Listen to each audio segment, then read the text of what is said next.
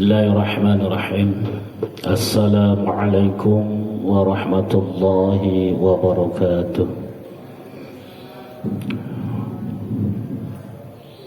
Alhamdulillahilladzi arsala rasulahu bil huda wa dinil haqq liyudhhirahu 'alad dini kullihi wa kafa billahi shahida.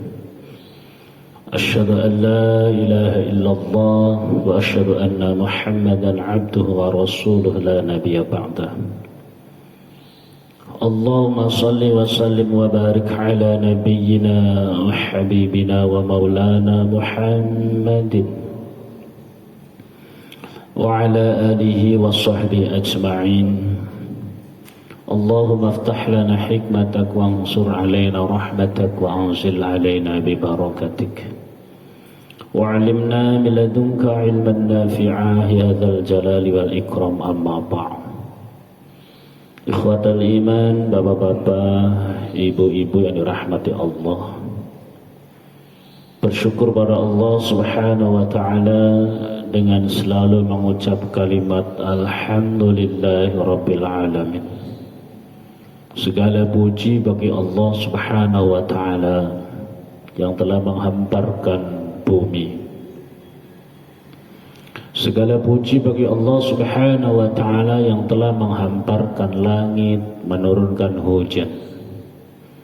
Segala puji bagi Allah yang telah menumbuhkan biji-bijian, menegakkan gunung, menghembuskan angin. Tidak ada satu kekuatan kecuali Allah subhanahu wa ta'ala yang mengatur semuanya.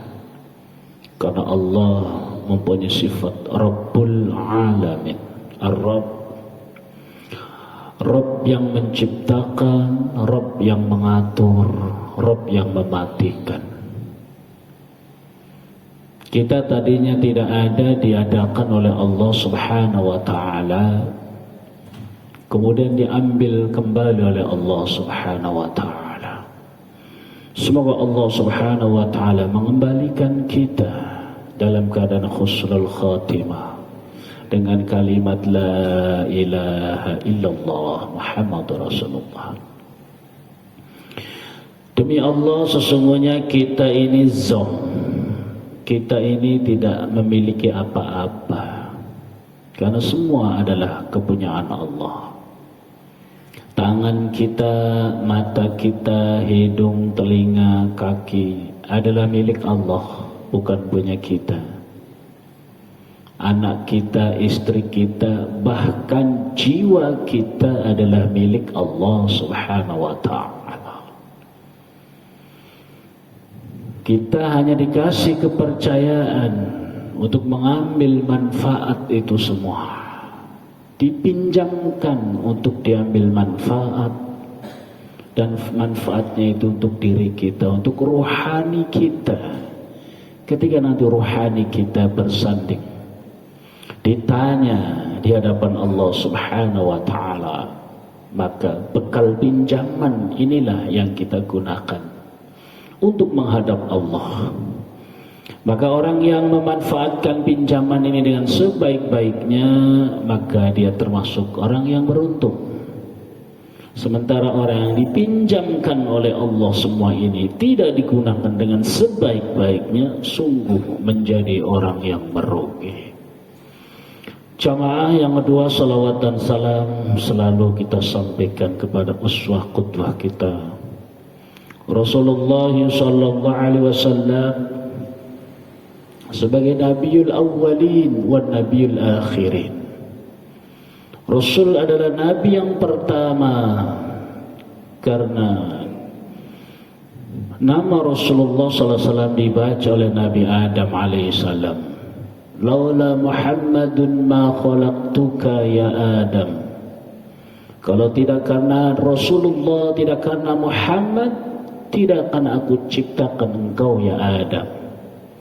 Sesungguhnya adanya manusia karena hendak diciptakan seorang kekasih Allah adalah Rasulullah SAW. Yang kedua, Rasulullah SAW disebut Nabiul Akhir karena tidak ada syariat setelah syariat yang dibawa oleh Rasul. Suhuf, 100 suhuf kepunyaan Nabi Adam, kepunyaan Nabi Ibrahim, kepunyaan Nabi Musa. Itu adalah merupakan syariat-syariat orang-orang terdahulu. Kemudian Allah turunkan syariat berikutnya melalui kitab Zabur.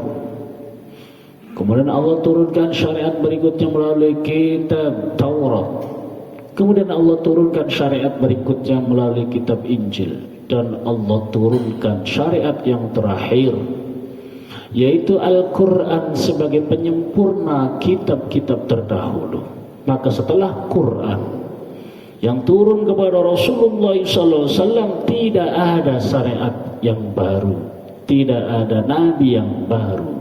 Rasul disebut Al-Aqib, ay khatamin nabiyyin, yaitu nabi penutup segala para nabi.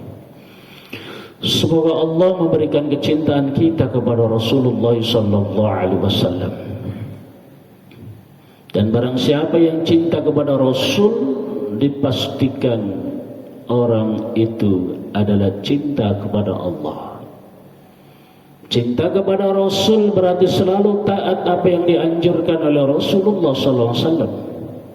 Dan ketika kita melakukan anjuran Rasul, sama dengan taat kepada Allah.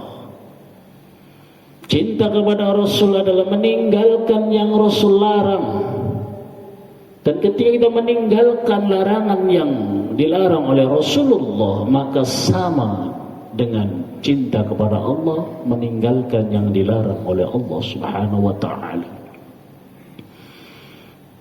Dan perintah larangan ataupun perintah ibadah adalah bukan hawa nafsu Rasulullah sallallahu alaihi wasallam.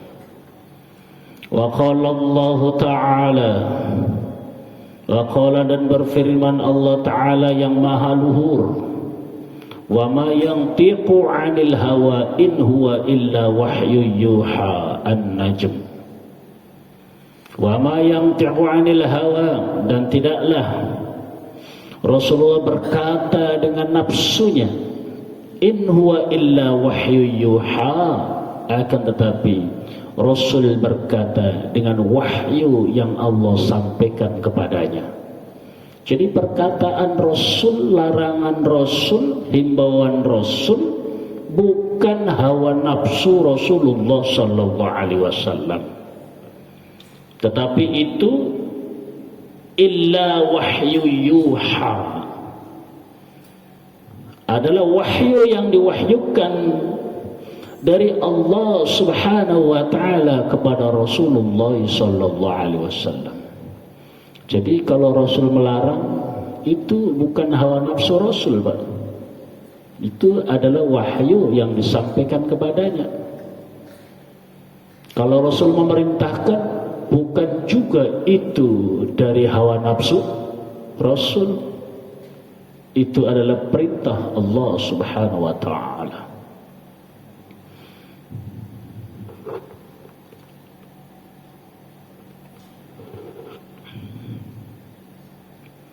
Dalam satu kasus, Rasul dibentak oleh seorang yang bernama Dzulquwaisirah dari Bani Tamim. Bani Tamim itu semacam kabilah, suku. Ada Hadraj, ada Bani Tamim, ada Quraisy. Ketika yang qasimu qasman, ketika Rasul membagi rampasan ghanimah, rampasan perang. Ketika itu Rasul diprotes oleh seorang yang bernama Dzulquwaisir dengan kalimat, ya Muhammad i'dil. Wahai Muhammad, hendaklah kau berlaku adil atas pembagian rampasan perang itu. Maka Rasul itu, kalau di bahasa kita itu seperti marah enggak, cuma agak gimana gitu dibentak. Ya Rasul, dil.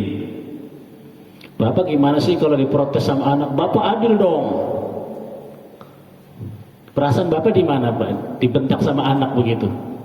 Bapak harus adil dong. Seperti itu. Atau seorang RT RW dibentak sama itunya, sama warganya. Bapak adil dong. Ini ada semacam tidak nyaman. Situasi yang tidak nyaman. Dari psikologi Rasulullah kalau kita gambarkan ya, dibentak. Sampai Rasul mengatakan, kalau aku tidak bisa berbuat adil, terus siapa orang yang patut dikatakan adil? Kalau kekasihnya Allah kok tidak adil, kemudian nyontoh siapa lagi? Kira-kira begitu. Kalau di bahasa kita, wong bapakmu ini yang jagain kamu, yang ngurusin kamu sakit diobatin. Kok dikatakan nggak berbuat adil? Terus kamu nyari keadilan ke bapaknya siapa lagi? Nggak mungkin bapaknya si Ali, si Umar, kan gitu. Kita dalam satu keluarga, kita dibentak sama anak kita, bapak harus adil dong.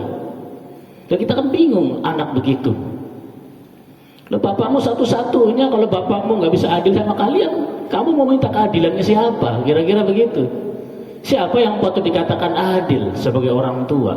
Orang tuamu cuma satu. Sampai Rasul mengatakan, kalau aku tidak bisa berbuat adil, siapa orang patut dikatakan adil? Tahu sendiri Rasul itu gelarnya Shadiqun wa Masduq. Gelarnya Al-Amin, dari belum menjadi nabi dikasih gelar Al-Amin. Kok bisa-bisanya dibentak? Ikdil ya Muhammad. Dalam berbuat adil. Jangan Allah Subhanahu wa ta'ala, peristiwa itu ketika Rasulullah SAW memberikan satu bagian sahabat yang kaya agak banyak, lebih banyak dari yang miskin. Ibnu Sufyan ketika itu baru masuk Islam, maka jiwanya masih labil. Orang yang baru masuk Islam jiwanya labil disebut mu'allaf, maka perlu diproteksi, perlu dikasih bagian, bahkan dikasih bagian lebih banyak daripada yang lain, karena dia jiwanya masih terguncang. Kasih lebih banyak Ibnu Sufyan daripada yang lain. Sementara Ibnu Sufyan orang kaya. Orang kaya dikasih bagian 100 ekor unta. Yang orang biasa miskin 5 ekor unta. Ini protes ini. Yang ntar dulu, makanya kan lagi nyambungnya ke sini. Secara logika tidak adil, orang kaya kok dikasih banyak. Ya, ini Sufyan orang kaya, Pak. Dikasihnya banyak. Yang ini dikasihnya sedikit. Iya, secara logika bener. Protes ya Rasul ya Muhammad, nggak pakai Rasul ya Muhammad, manggilnya Muhammad.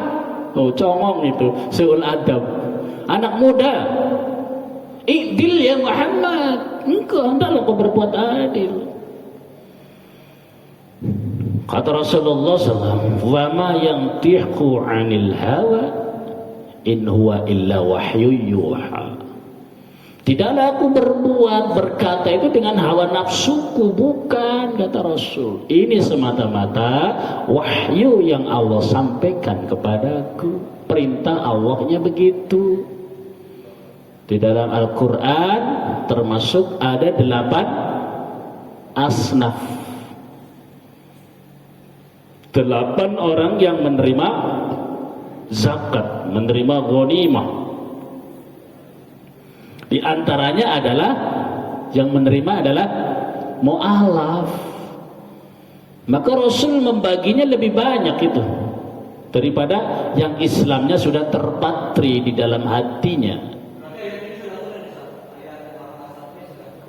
Ya, iya ini turunnya ini.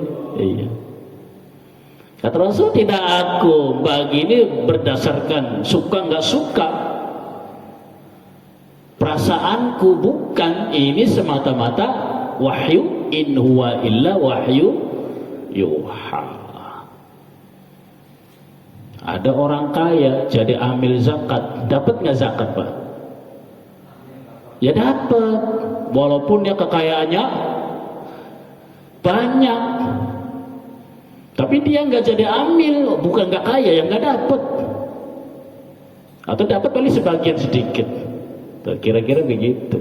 Oh, dia orang kaya jadi amil, dapat. Dia orang baru masuk Islam, hatinya masih gonjang-ganjing, namanya mu'allaf. Maka diberikan yang terbaik. Ini atas perintah Allah. Ibnu Sabil, fisabilillah, fakir, miskin, termasuk orang yang kelibet utang. Kalau bisa masjid nih, bisa nangani orang yang kelibet utang. Di perumahan belum, Pak. Hanya santunan anak yatim, fakir, miskin. Tapi untuk orang kelibet utang belum. Kadang kas masjid sampai ratusan juta. Kita nggak bisa bayarin utang dia. Minimal masjid sebagai tempat solusi, diskusi jamaah. Banyak utang ini gimana? Apa dikasih usaha, modal kan gitu? Dan dia juga berhak. Dan ini yang luput dari kita sekarang. Orang kelibet utang itu walaupun bekas miliarder tetap dapat bagian. Yang ini belum tersentuh di lingkungan kita. Setiap santunan tiap tahun yatim piatu, yatim tuh. Sementara ada orang kelibet utang, anaknya banyak sampai pindah rumahnya, itu mestinya diajak diskusi. Apalagi dalam kondisi masjid yang sudah bagus, nggak bangun fisik, tidak bangun fisik, kasnya banyak. Ada warga yang kelibet utang, jamaah diajak diskusi. Nggak bisa membayar, lunasin karena jumlahnya banyak, ya enggak. Tapi minimal kita kasih pancing, biar dia bisa mancing. Kita kasih cacing, minimal dikasih gerobakan gitu, dikasih modal usaha. Minimal diajak diskusi, apa yang masjid berikan yang terbaik untuk jamaah. Dan ini saya belum ketemu di perumahan. Ngaji masjid ini, masjidnya bagus-bagus, tapi kalau orang kelibet utang, ya. Pernah dengar orang kelibet utang dipanggil sama DKM?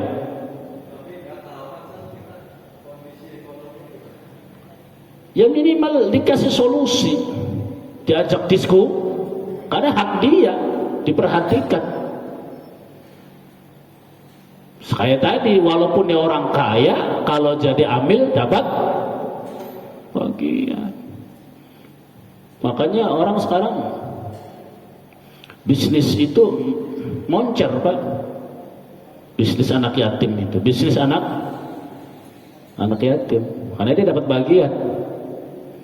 Bapak nggak punya pekerjaan, tapi punya ilmu, punya pengalaman, bikin yayasan anak yatim, nampung, rekrut orang, pasang di pom bensin, pasang tuh. Itu bisnis itu. Dia dapat bagian, entah siapa yang kontrol dia dapatnya berapa. Ini masalahnya. Apa anak yatimnya mah begitu-begitu aja, malah dianya yang semakin bawah alam. Jadi begitu. Yang jelas dianya dapat. Walaupun dia mobilnya banyak, bosnya ini mobilnya banyak, rumahnya bagus,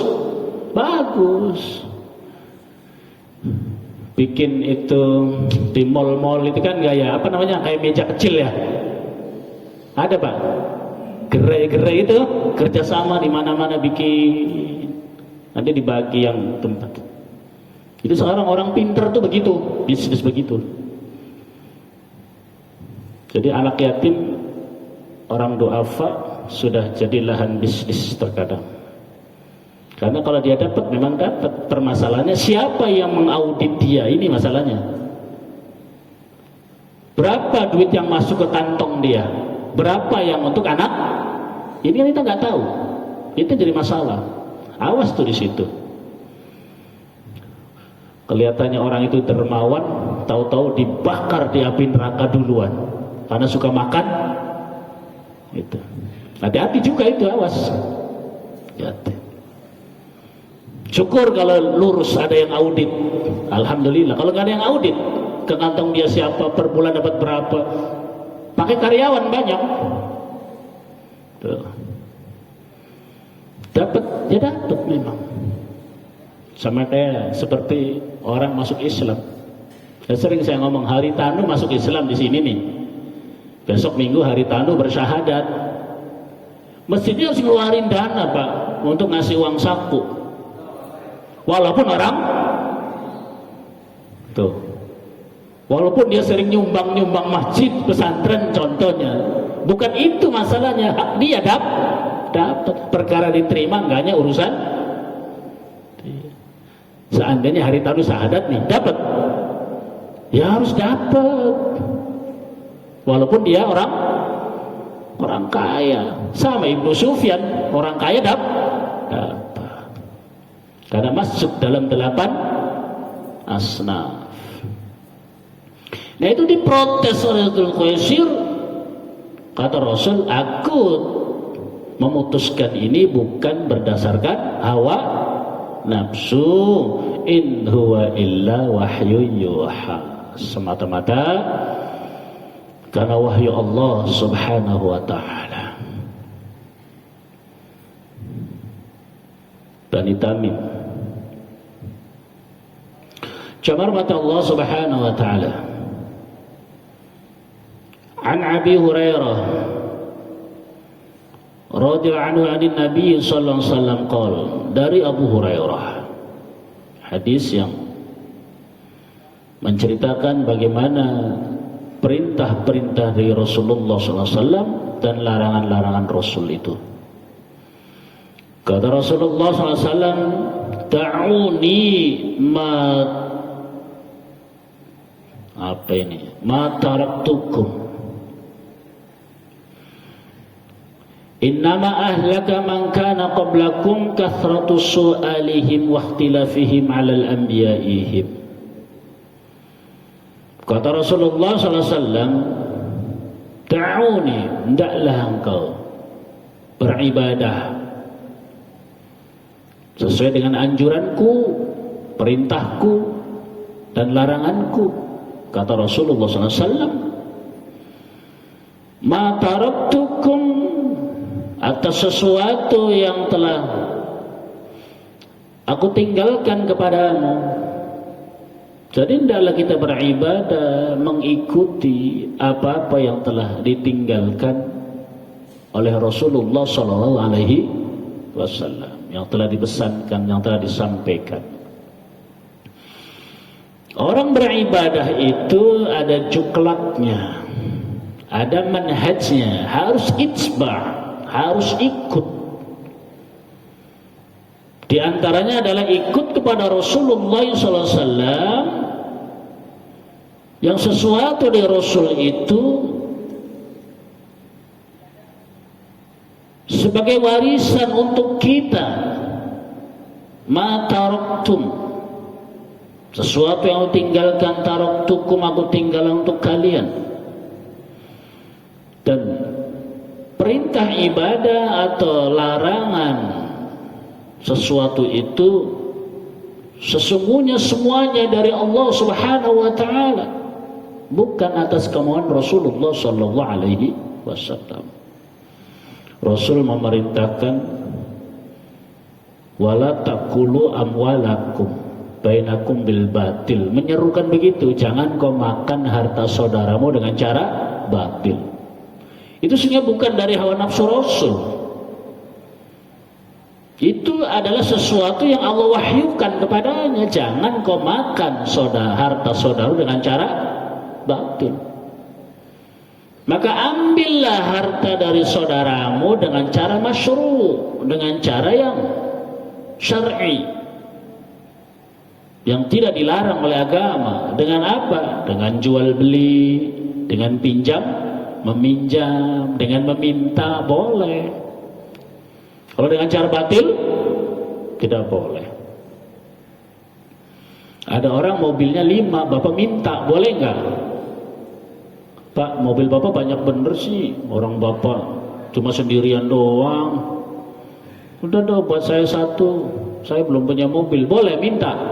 Ya boleh. Minta boleh. Tapi kalau mencuri atau menipu, sini pinjam mobilnya terus digadein gitu, nggak boleh. Maka makanlah, ambillah harta di antara saudara kalian dengan cara yang masyru', dengan membeli, dengan meminjam, dengan meminta. Berani minta mobil, Pak, orang kaya, malah boleh itu. Kalau nipu ya nggak boleh.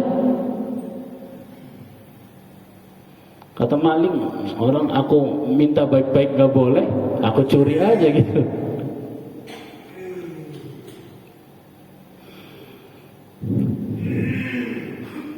Dan larangan itu semata-mata dari Allah Subhanahu wa ta'ala.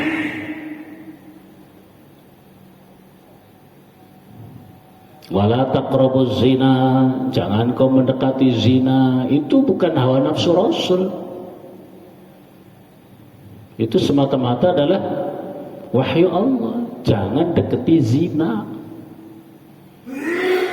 Maka kalau bapak-bapak pergi ke suatu tempat, pergi kemana itu, melihat sesuatu yang tersingkap, sehingga darah kita naik, cepat kita pulang. Jangan diterusin. Lagi naik mobil, ada yang tersingkap perempuan, roknya, darah kita naik, cepat pulang. Kata Rasul, yang ada di rumah itu sama dengan yang di hadapanmu. Sama enggak? Ya sama. Apa yang kau lihat itu sama dengan yang di rumah. Repotnya kalau yang di rumah enggak ada, ini yang repot.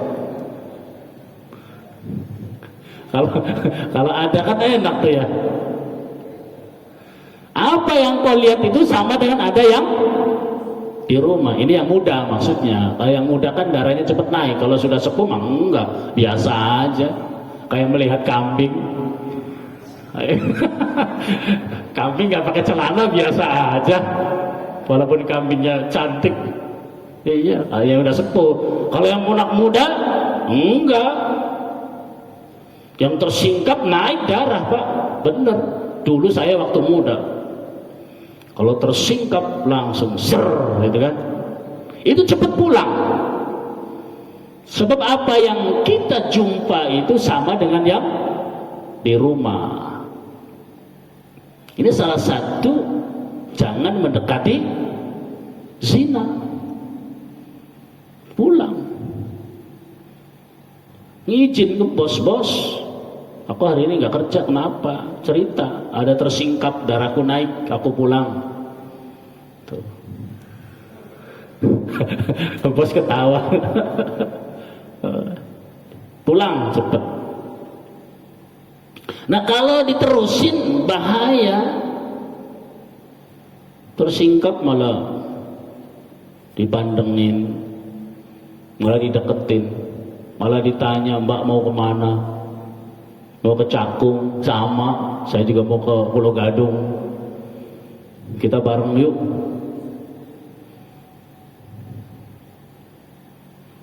Punya suami Mbak? Enggak, baru cerai 3 bulan. Wah, mantep. Baru cerai 3 bulan. Ujung-ujungnya kemana Pak? Ke farji itu ujung-ujungnya. Tuh. Mantep, baru cerai 3 bulan. Lama-lama tuker, minta nomor teleponin itu. Lama-lama janjian, ketemuan. Terus apa lagi habis itu? Makan-makan dulu. Habis itu kalau ininya kenyang, ke bawah nyetrumnya. Kalau perutnya kenyang, kalau nggak ke atas, ngantuk ke bawah. Karena yang diajak makan sama perempuan pasti nyetrumnya ke bawah, nggak mungkin ke atas tidur, pasti ke bawah. Tuh. Maka dilarang mendekati itu.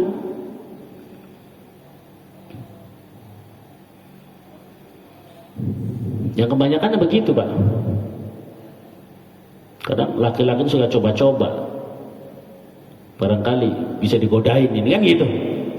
Nauzubillah, jangan. Jangan jadi orang yang celamitan, lemes, namanya, celutak. Apa bahasa Indonesia celutak? Mata keranjang. Itu mengurangi izzah, kehormatan. Wadon aja, mata cuma wadon, tahu wadon. Apa wadon? Nauzubillah.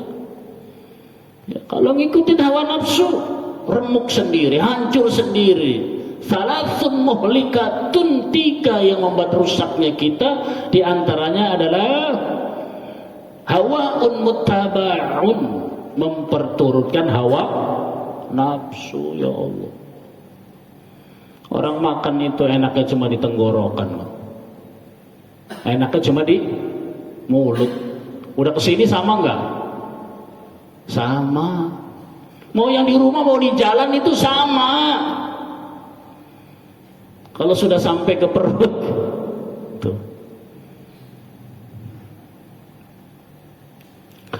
Jamar mata Allah Subhanahu wa ta'ala.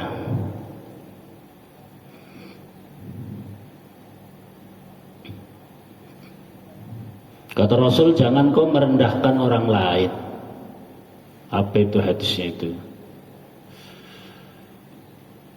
Ini himbauan ini bukan semata hawa nafsu Rasul.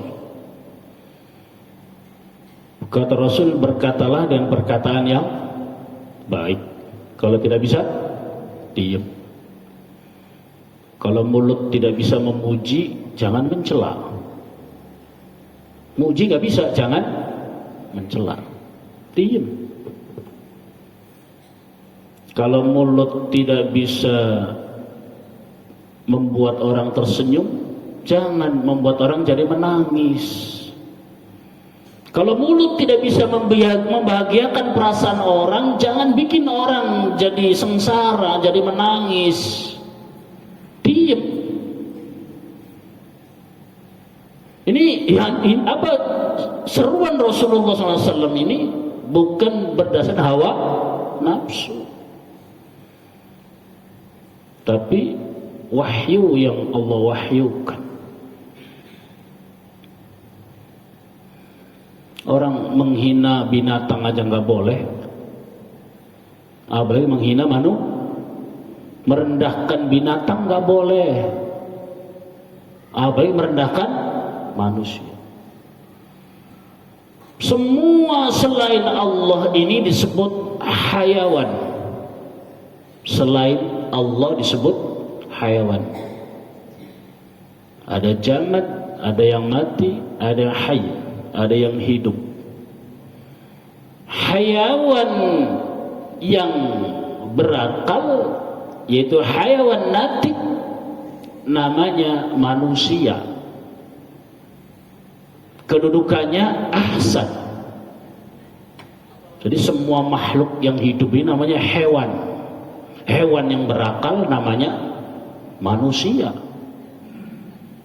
Manusia kedudukannya ahsan, terbaik. Secara kan kita kayak hewan, sama hewan ada matanya, ada biologi sama, ada makan, ada buang kan itu, ada darah sama strukturnya. Iya. Hewan, bahasa itu hewan. Ya termasuk dabbah. Tapi hewan yang berakal natik namanya manusia, kedudukannya ahsan, terbaik. Sementara hewan yang tidak berakal namanya binatang. Hewan yang tidak berakal namanya binatang, kedudukannya hasan, baik. Kalau binatang itu baik, kalau kita terbaik. Jadi binatang itu baik, Pak. Kalau kita ya terbaik. Kita manusia berakal. Hewan iya, tapi kita berakal, namanya manusia, terbaik. Kucing, binatang namanya, kedudukannya baik. Kecoa, binatang namanya, kedudukannya baik. Semua binatang itu kedudukannya baik. Maka dalam syariat kita dilarang menghinanya, menghina binatang yang baik. Binatang dihina nggak boleh, direndahkan nggak boleh.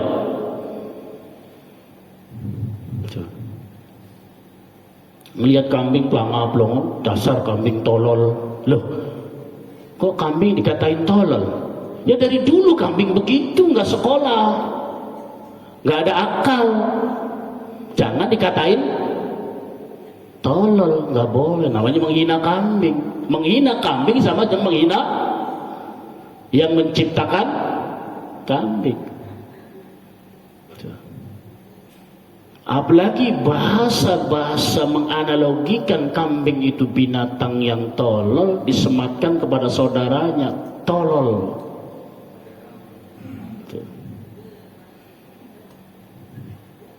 Dari dulu bajing itu begitu. Ya serakah ya begitu, loncat-loncat begitu, nggak ada sopan santun, emang begitu. Dari kita belum lahir.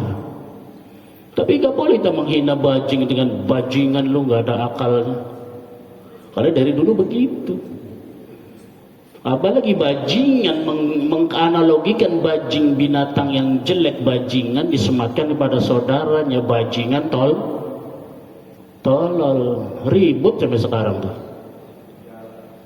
Gara-gara kecerdasan tanpa diimbangi dengan kecerdasan spiritual. Spiritualnya kosong orang. Cerdas tapi spiritualnya kok nggak mengerti surah, nggak mengerti tajalli.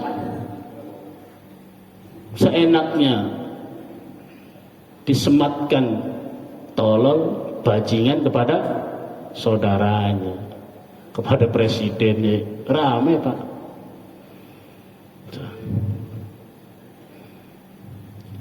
Monyet dari dulu begitu ya. Monyet dari bapak lahir begitu enggak? Ya begitu modelnya, begitu akhlaknya begitu. Monyet namanya hasan, baik. Enggak boleh kita menganalogikan monyet itu binatang yang jelek. Sama menghina monyet, menghina yang menciptakan monyet. Kemudian analogi yang jelek kepada monyet disematkan kepada saudaranya, lu kayak itu, salah 2 kali lipat. Menghina monyet jelek, menganalogikan saudaranya kayak. Ini dilarang dalam agama. Menghina makhluk Allah sama dengan menghina yang menciptakannya. Dan kalau ini berlanjut, pasti tidak damai hidup. Maka banyak orang tersungkur ke dalam kubangan api neraka ala jaufaini, karena 2 lubang. Yang pertama al-famun, lubang mulut. Yang kedua al-farjiun, lubang kemaluan. Orang masuk ke neraka 2 lubang, mulut dan kemaluan. Bahkan dengan mulutnya ditarik di dalam api neraka itu, diseret, ditengkurpin itu. Illa hasoidu alsinatihim, gara-gara mulut-mulutnya.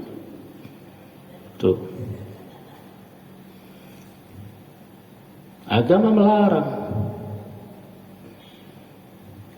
Innama ahlaka man kana qablakum kathratus su'alihim wa ikhtilafihim 'alal anbiya'ihim.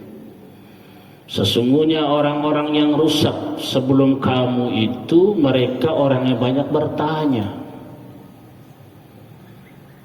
Mereka yang banyak bertanya menyelisihi pertanyaannya itu dengan nabi-nabinya agar berselisih.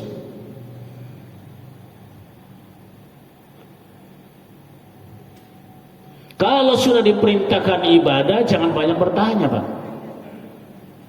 Kata Sufyan Ats-Tsauri, orang yang sahabat yang sangat lembut, Sufyan Ats-Tsauri pernah cerita kalau orang dengar suara azan ke masjid itu bukan termasuk orang yang baik. Dengar azan pergi ke masjid, bukan hamba yang baik, kata beliau.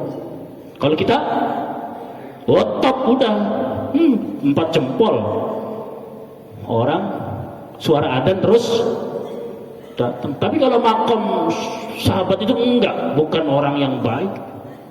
Orang yang baik itu sebelum azan sudah, belum diteriakin sudah hayya 'alas shalah, ayo kita sholat. Dari tadi ya Allah aku sudah nunggu. Hebat enggak? Itu yang baik. Jadi karyawan yang baik itu bos belum teriak, toko sudah dibuka, pabrik sudah. Jangan nunggu bos teriak baru pabrik dibuka. Itu kata Sufyan Ats-Tsauri. Termasuk kata beliau ketika kita diperintahkan oleh majikan kita banyak bertanya, maka majikan kita kurang suka. Kata bos, tolong pindahin meja bapak di kamar sebelah. Iya pak. Jam berapa pak? Saya sama siapa pindahinnya pak? Yang warna apa pak? Di pojok yang mana pak? Kesel nggak nih bosnya? Kesel pak ya? Kalau saya jadi bos ya kesel itu. Orang disuruh pindahin meja kok banyak bertanya. Sama siapa? Jam berapa? Meja yang mana? Di mana? Ngangkatnya bagaimana? Kakinya dulu diseret apa diangkat? Apa ditengkurbin? Kira-kira kalau ada karyawan begitu, bosnya gimana Pak? Hah? Tuh, kata beliau, kata Sufyan Ats-Tsauri, kalau diperintahkan sami'na wa ta'na, bismillah kita lakukan dengan penuh cinta. Jangan banyak